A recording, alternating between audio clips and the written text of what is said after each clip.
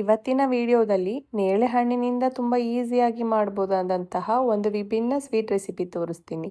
ಸೀಸನ್ನಲ್ಲಿ ಸಿಗೋ ನೇರಳೆ ಹಣ್ಣಿನಿಂದ ಯಾವಾಗಲೂ ಜ್ಯೂಸ್ ಅಥವಾ ಹಾಗೆ ತಿನ್ನೋದು ಮಾತ್ರ ಅಲ್ಲ, ಈ ಥರ ಡಿಲಿಷಿಯಸ್ ಜಾಮೂನ್ ಬೈಟ್ಸ್ ಕೂಡ ಮಾಡ್ಬೋದು.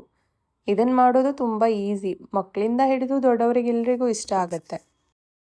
ಇದನ್ನು ಮಾಡಲಿಕ್ಕೆ ಬೇಕಾಗಿರೋದು ಒಂದು 1/4 kg ನೇರಳೆ ಹಣ್ಣು, ಸಕ್ಕರೆ 2ರಿಂದ 3 ಟೇಬಲ್ ಸ್ಪೂನ್ ಅಥವಾ ನಿಮಗೆ ರುಚಿಗೆ ತಕ್ಕಷ್ಟು, ಒಂದು ಅರ್ಧ ಹೋಳು ಕೊಬ್ಬರಿ, ಮಿಲ್ಕ್ ಪೌಡರ್ ಅರ್ಧ ಕಪ್, ಪೌಡರ್ ಮಾಡ್ಕೊಂಡಿರೋ ಸಕ್ಕರೆ 2 ಟೇಬಲ್ ಸ್ಪೂನ್, ಏಲಕ್ಕಿ ಪುಡಿ.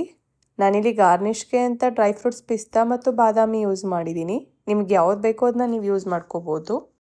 ಇದನ್ನು ಮಾಡಲಿಕ್ಕೆ ಮೊದಲು ನೇರಳೆ ಹಣ್ಣನ್ನು ಚೆನ್ನಾಗಿ ತೊಳೆದು ಒಂದೊಂದಾಗಿ ಬೀಜ ತೆಗೆದು ರೆಡಿ ಮಾಡಿಕೊಂಡು, ಈಗ ನೇರಳೆ ಹಣ್ಣನ್ನು ಮಿಕ್ಸಿ ಜಾರ್ಗೆ ಹಾಕಿ ಅದಕ್ಕೆ ಸಕ್ಕರೆ ಸೇರಿಸಿ ಸ್ಮೂತ್ ಪೇಸ್ಟ್ ಆಗೋವರೆಗೆ ರುಬ್ಕೊಂಡು, ಈ ಪೇಸ್ಟ್ನ ಜರಡಿಗೆ ಹಾಕಿ ಸೋಸ್ಕೊಂಡು, ಇದರಿಂದ ಸಿಪ್ಪೆ ಬೇರೆ ಆಗುತ್ತೆ ಮತ್ತು ಸ್ಮೂತ್ ಪಲ್ಪ್ ಸಿಗುತ್ತೆ.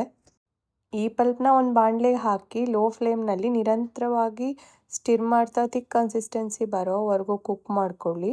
ಒಂದು 4ರಿಂದ 5 ನಿಮಿಷ ಕುಕ್ ಮಾಡಿದ್ರೆ ಸಾಕು. ನಾನಿಲ್ಲಿ ಒಂದು ಅರ್ಧ ಹೋಳು ಕೊಬ್ಬರಿ ತೊಗೊಂಡು ಕಟ್ ಮಾಡಿಕೊಂಡು ಸಣ್ಣದಾಗಿ ಪೌಡರ್ ಮಾಡ್ಕೊತಿದ್ದೀನಿ. ನೀವು ಬೇಕಂದರೆ ಫ್ರೆಶ್ ಆಗಿರೋ ತೆಂಗಿನಕಾಯಿ ಕೂಡ ತೊಗೋಬೋದು.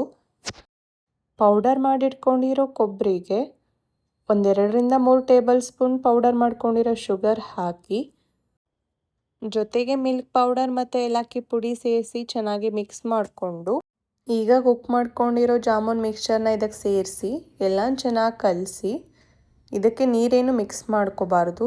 ಜಾಮೂನ್ನ ಶುಗರ್ ಜೊತೆ ರುಬ್ಕೋಬೇಕಾದ್ರೂ ಅಷ್ಟೇ, ನೀರನ್ನೇನು ಮಿಕ್ಸ್ ಮಾಡ್ಕೋಬೇಡಿ. ಈ ಕನ್ಸಿಸ್ಟೆನ್ಸಿ ಬರೋವರೆಗೂ ಚೆನ್ನಾಗಿ ಕಲಿಸ್ಕೊಂಡು, ಈ ಥರ ಸಾಫ್ಟಾಗಿ ಆಗುತ್ತೆ. ನಂತರ ಸ್ವಲ್ಪ ಪೋರ್ಷನ್ಸ್ ತೊಗೊಂಡು ರೌಂಡ್ ಬಾಲ್ಸ್ ಥರ ಮಾಡಿಕೊಂಡು, ಗಾರ್ನಿಷ್ಗೆ ಅಂತ ಡ್ರೈ ಫ್ರೂಟ್ಸ್ ನಾನಿಲ್ಲಿ ಬಾದಾಮಿ ಮತ್ತು ಪಿಸ್ತಾ ಯೂಸ್ ಮಾಡಿದ್ದೀನಿ. ನಿಮಗೆ ಬೇಕಾಗಿರೋ ಡ್ರೈ ಫ್ರೂಟ್ಸ್ನ ನೀವು ಯೂಸ್ ಮಾಡ್ಕೊಳ್ಳಿ. ಬೇಕಂದರೆ 10ರಿಂದ 15 ನಿಮಿಷ ಫ್ರಿಡ್ಜ್ನಲ್ಲಿಟ್ಟು ಸರ್ವ್ ಮಾಡಿದರೆ ಇನ್ನೂ ರುಚಿಯಾಗಿರುತ್ತೆ. ಅಷ್ಟೇ, ನಮ್ಮ super easy jamun bites ready ಆಗುತ್ತೆ. ಈ ರೆಸಿಪಿ ನಿಮ್ಗೆ ಇಷ್ಟ ಆದರೆ ಇನ್ನೂ ಇಂತಹ ಈಸಿ, ಟೇಸ್ಟಿ ಮತ್ತು ಹೊಸ ರೆಸಿಪೀಸ್ ನೋಡಬೇಕಂದ್ರೆ ನಮ್ಮ ಚಾನಲ್ನ ಸಬ್ಸ್ಕ್ರೈಬ್ ಮಾಡ್ಕೊಳ್ಳಿ.